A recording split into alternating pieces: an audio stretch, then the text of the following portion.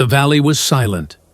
The hills of Judea closed in from both sides like natural walls, forming a narrow, deep corridor that descended toward Jerusalem.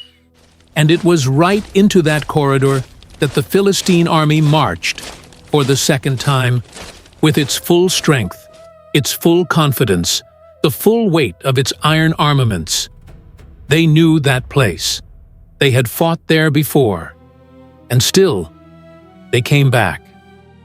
That's what makes this story so compelling from a tactical standpoint. A professional army, trained, equipped with the most advanced military technology of its era, entered the same valley twice, faced the same opponent, and left defeated both times. Not in the same way, not with the same maneuver used against it.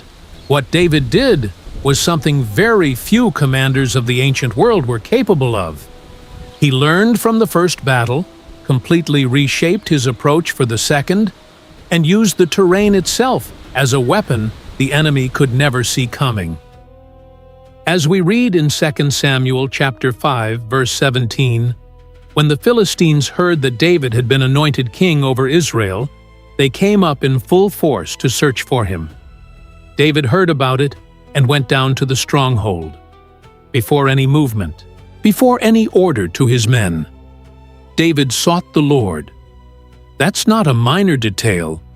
It's the key that unlocks the entire narrative. Because everything that follows, the choice of ground, the timing of the attack, the complete shift in tactics between the first and the second battle, all of it traces directly back to the direction David received. But to understand why what he did was so extraordinary from a military standpoint, you first have to understand who the Philistines were when they came down to face him. We're not talking about an improvised force. We're not talking about warriors carrying wooden spears and raw leather shields. The Philistines were, at that moment, the most advanced military power in the region. They arrived as descendants of the Sea Peoples, groups of Aegean origin, connected to the Minoan and Mycenaean cultures of the Mediterranean. When Pharaoh Rameses III stopped them in a naval engagement in the Nile Delta around 1190 BC, they settled along the southwestern coast of Canaan with Egyptian blessing, bringing with them a technology that shifted the balance of any battlefield: the mastery of iron. As recorded in 1 Samuel chapter 13, verses 19 and 20, the Philistines controlled iron metallurgy so tightly that no blacksmith could be found anywhere in the land of Israel. If an Israelite wanted to sharpen a plow, a sickle, or any tool, he had to go to a Philistine smith. That wasn't an oversight. It was deliberate technological dominance. Iron wasn't just a different metal. It was an arms revolution. An iron sword cut where a bronze one bent. An iron-tipped spear drove through where a bronze one deflected.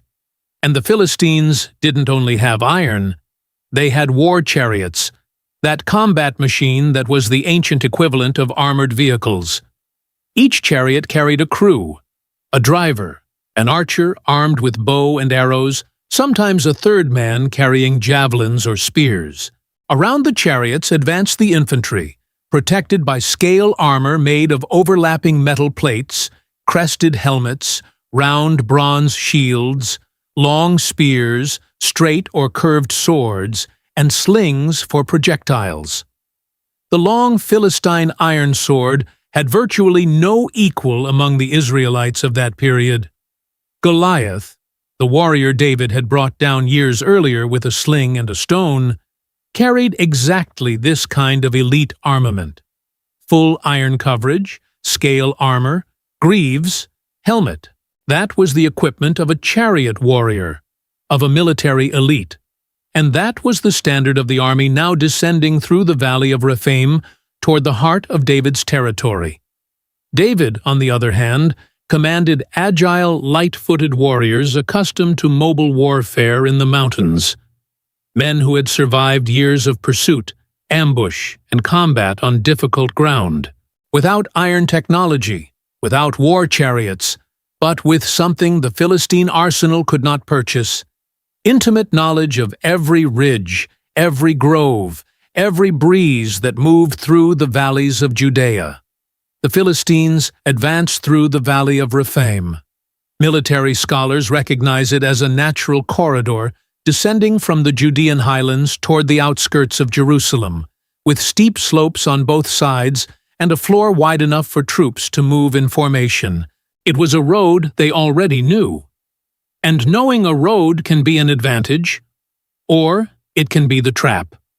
David didn't meet them head-on. Seeking God before acting was never for him a formality. It was a process of obtaining direct tactical intelligence. As we read in 2 Samuel chapter 5, verse 19, the Lord told David, "Go, for I will surely deliver the Philistines into your hands." And with that certainty came a specific direction of movement. David didn't position his men at the mouth of the valley, where the Philistines expected to meet resistance. He led them to a position west of the enemy, directly behind the Philistine column. Think about what that means tactically. An army advancing through a narrow corridor is, by definition, critically exposed at its rear.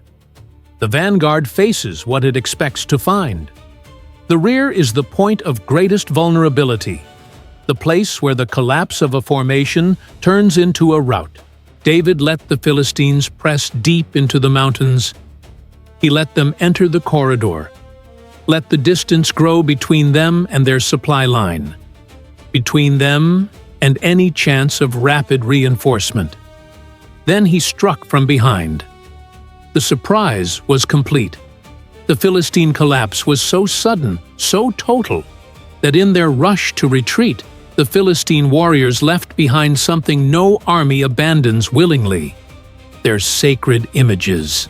As 2 Samuel chapter 5, verse 21 records, they abandoned their idols there, and David and his men carried them off. In any ancient army, sacred objects were carried onto the battlefield as spiritual protection, as symbols of identity and divine favor. Leaving them behind in a rout was the most precise possible measure of how complete the breakdown of the Philistine formation had been. But the Philistines were not the kind of enemy that accepts a single defeat as the final word. Professional armies regroup, recalibrate, return. And that's exactly what happened. As we read in the same chapter, verse 22, the Philistines came up again and spread out in the valley of Rephaim. The same route, the same objective, the same opponent. If you want to understand why these two engagements are studied in detail by specialists who analyze biblical ancient warfare, stay here, because what David does in the second battle is completely different from the first. And it's in that difference that the entire analysis rests. The second Philistine campaign in the valley of Rephaim opens with the same formation. The warriors come through the valley. Infantry columns, chariots, heavy armament. But this time, David doesn't repeat the same maneuver. He consults the Lord again. And the answer he receives, as recorded in 2 Samuel chapter 5, verse 23, is radically different from the first. Do not go straight up. Circle around behind them and attack them in front of the balsam trees, the forest of Baca, a grove positioned at the rear or on the flank of the Philistines. Specialists who have studied the terrain indicate that the Philistines, out of caution, kept their forces away from that forest, and that behavior was militarily understandable. Fighting in wooded terrain is a double-edged decision for any army. The trees offer cover, but they break formation, isolate units, cut communication between commanders and sectors, and create that claustrophobic pressure which, across centuries of warfare, has driven much better armed troops into psychological collapse. It was exactly this effect that the Greeks associated with the spirit Pan, the deity of forests. The very origin of the word panic comes from that irrational dread that a closed forest produced in soldiers confined among its trees. The Israelites, by contrast, held an advantage that Philistine armament could not neutralize. Their warriors were light, agile, trained for movement on difficult ground. Years of guerrilla warfare in the mountains, of pursuit and ambush, of fighting where the weight of equipment becomes the enemy itself. They could move through the forest of Baca, where Philistine soldiers, loaded down with scale armor and heavy equipment, were forced to keep their distance. But David didn't attack immediately. There was one final layer to this maneuver, a detail that elevates the Second Battle of Rephidim from a good tactic to something genuinely uncommon. He calibrated the timing of the attack to a local climatic event. As we read in 2 Samuel, chapter 5, verse 24, the Lord instructed David to wait for the signal, the sound in the tops of the balsam trees. David knew the valley. He knew that the sea breeze reaches the Jerusalem area around midday. When that breeze moves, the trees sway. The leaves produce a collective rustling that fills the air of the forest. And that sound, that whisper of canopies in motion, covered the footsteps of his men advancing through the grove. Consider what that demanded of David as a commander. Not just courage, not just knowledge of the terrain, but a reading of the valley's natural clock, knowing the breeze came at midday, planning the attack for that specific window, synchronizing the movement of his entire force with a climatic event that lasted only a limited stretch of hours. The forest provided visual cover. The breeze provided acoustic cover. And the Israelites moved silently through the interior of the grove, while the Philistines in the valley had no way of knowing what was coming. The surprise, as in the first battle, was total. But this time, David had also prepared the exploitation phase with considerably more care. In the first battle, the defeat was decisive but contained. In the second, David pressed for something more permanent. As 2 Samuel chapter 5, verse 25 records, David did as the Lord commanded him, and he struck down the Philistines from Gibeon all the way to Gezer. The distance between those 2 points, Gibeon to the north of Jerusalem, and Gezer in the lowland plain that opens into Philistine territory, was roughly 22 miles. David didn't simply defeat the invasion force, he pursued the enemy in flight across that entire stretch, preventing any reorganization, turning a retreat into a disintegration. The pursuit from Gibeon to Gezer was not impulse.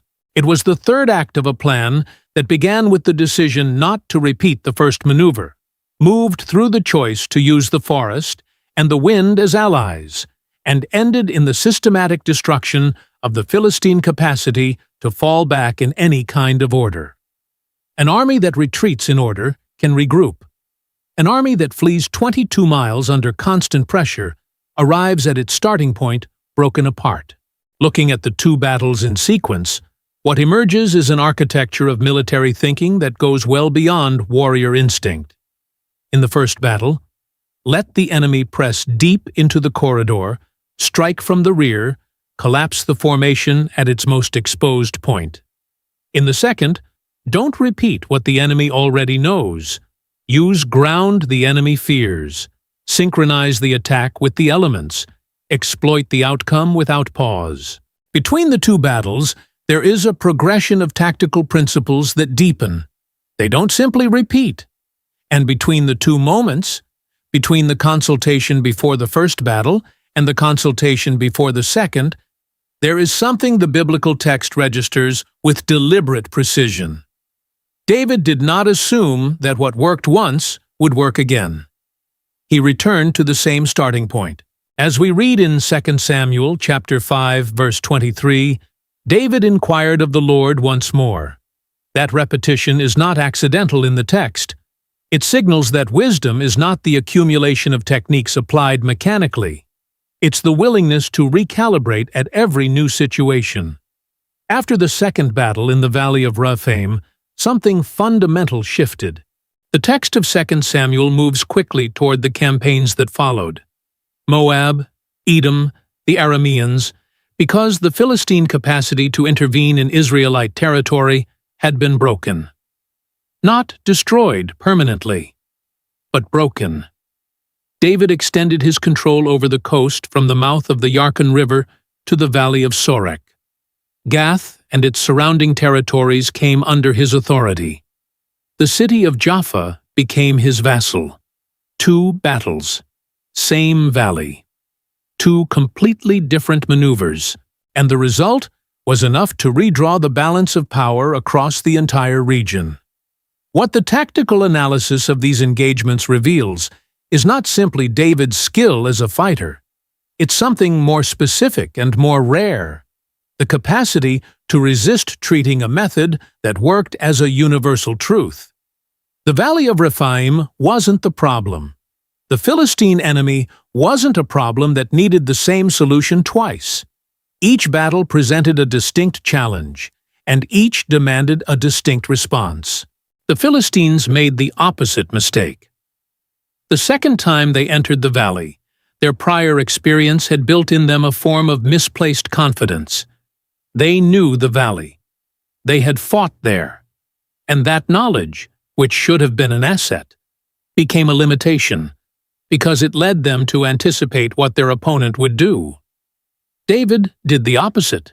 Returning to the same valley a second time without fully recalibrating their reading of the enemy was, for the Philistines, the error that turned a force superior in numbers and equipment into a force that had become predictable.